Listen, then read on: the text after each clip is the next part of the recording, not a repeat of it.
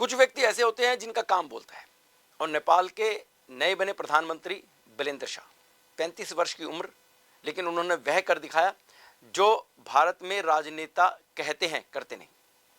अब उन्होंने क्या किया है कि नेपाल में जितने भी एमपी हैं या एमएलए हैं या सरकारी ऑफिसर्स हैं, यहाँ तक कि जो प्यून हैं उसके भी बच्चे सरकारी स्कूल में ही पढ़ेंगे, लाजमी कर दिया है।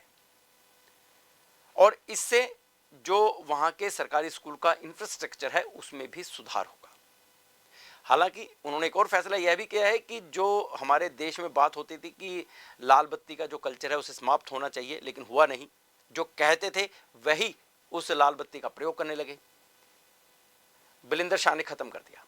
वह खुद पब्लिक में जाकर लोगों से मिल रहे हैं, बात कर रहे हैं, जानकारी हासिल कर रहे हैं।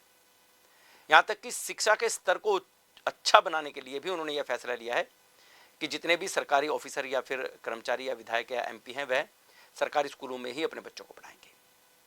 अब इसी के मद्देनजर चंडीगढ़ के साथ लगते मोहाली के एटीएस वैली स्कूल का एक जो उदाहरण है वह भी बता दें। यहाँ पर एक स्कूल ने 400 रुपये बच्चों की फीस में एक्स्ट्रा ऐड कर दिए। क्यों? कि गर्मी आ रही है और जो क्लासरूम है उसमें जो एसी लगे हुए हैं वह एसी चलेंगे, और इसका जो भुगतान है वह भी बच्चों के परिजन ही करेंगे।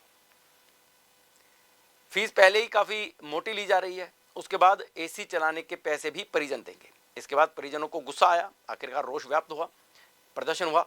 जब स्कूल के बाहर सभी पेरेंट्स इकट्ठे हुए, नारेबाजी हुई, तो आखिरकार स्कूल प्रशासन ने यह फैसला तो कर लिया कि चलिए आप जो फीस भर रहे हैं उसमें 400 रुपये जो एसी के हैं नहीं देने पड़ेंगे।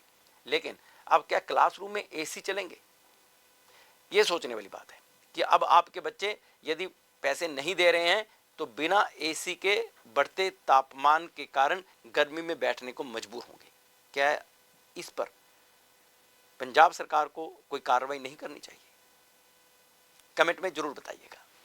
जय हिंद।